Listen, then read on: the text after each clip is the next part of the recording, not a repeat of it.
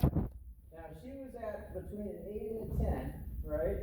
Something tells me this guy's going to be a little bit softer. So that's on a 2.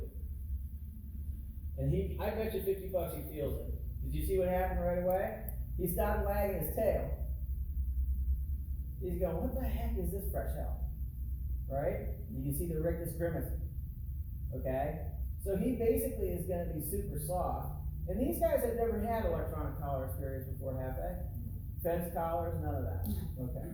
So he's just super sensitive, right? Yeah. So again, all I'm looking for, and I'm not using collar pressure to do it, or direct pressure with the leash. I'm using the indirect pressure of the collar. And all I want to do is to move his feet, right? So he kind of half moved there. I'm going to move it up in single spot increments with him because I know that he's a little bit more sensitive than she is. He hears this, right? It's reverbing off the wall. It's on a 4. He's like, yeah, no, that's not enough. I can feel it, but I'm not going to respond to it. Good boy, very nice. So he's going to come in, good job. And that was on a 6, right? So it's already, it's not a lot more submissive, not a lot more softer than she is, but it's significant. If she can feel it, you couldn't feel it unless it was on an 18. She couldn't feel it until it was on between an 8 and a 10, right? He's on a 6. So when he turns his head towards me, I'm going to mark that behavior and reward it. Good, yes. Very nice. Yes. So when he turns away, the next expectation is going to be not only turn your head towards me, but turn the rest of you towards me too, right? So we're up to about a 7. He's kind of debating on what it is he should do. The other dog is a little bit more compelling than I am. So we're going to go up a little bit. We're not going up a lot. We're at an 8. He feels it again, but he can resist it.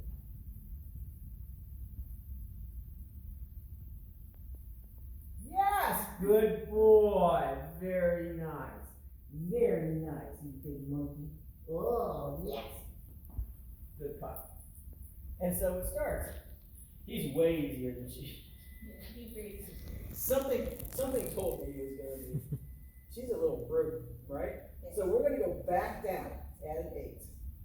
We're going to go back down to a 6, because I know he felt it there, right?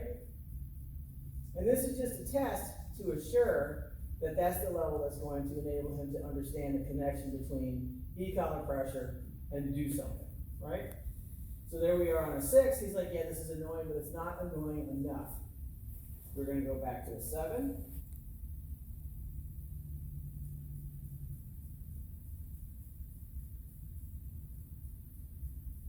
Oh. Good lad. Good boy. Very nice. Very nice. Yes. And I mean, he looked, so I basically was like, okay, we're going to go ahead and mark that. And then he started when I made the noise. Good pup. So now we can start.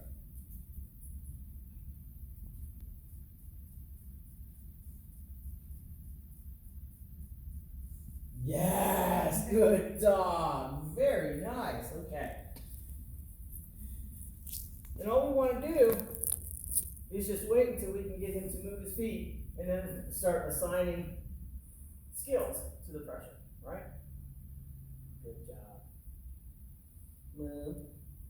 Now I didn't do anything. I'm going to reward that anyways. Good job. Thank you, bud. Because I wanted him to understand that proximity to the handler is the most important thing, right? Initially, that's what we're after. As skills develop, we're going to be doing some remote stuff where he has to move away from us on the pressure, right? But right now, we're just introducing the e-collar. Okay.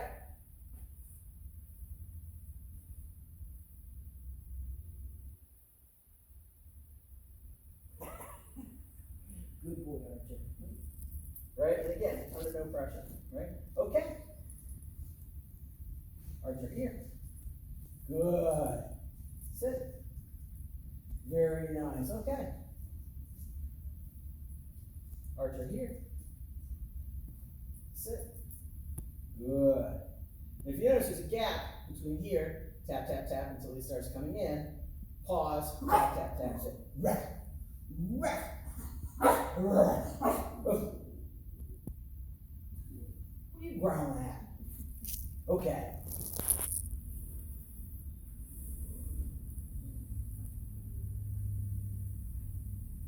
Archer here. Good.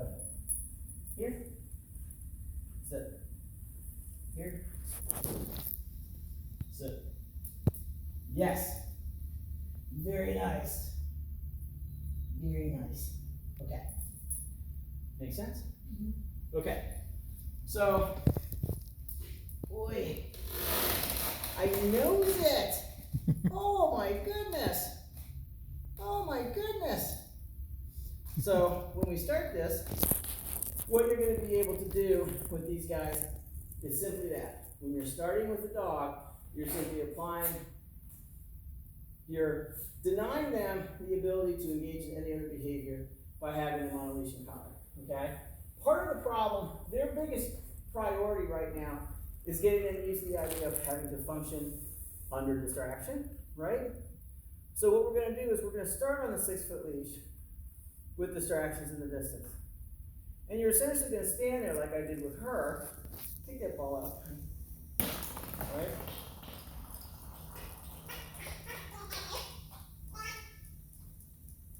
You see how quickly he moves away from it, right? We don't want to overwhelm them with stuff that we know is going to just woohoo, right? So we're going to have the cage with the groundhog in it is a big thing.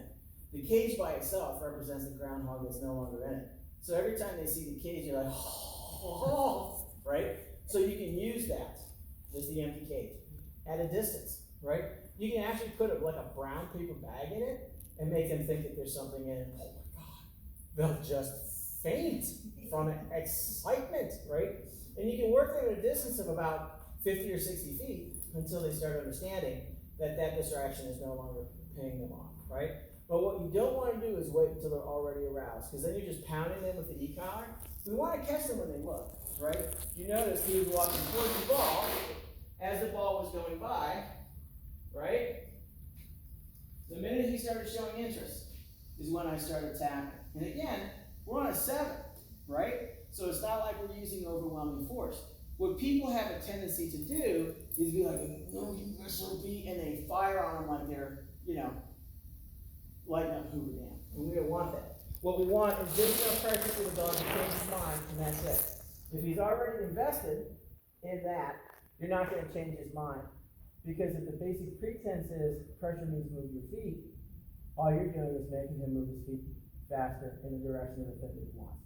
Does that make sense? So we have to be really, really careful. Okay, so we're going to go ahead and we're going to turn that off.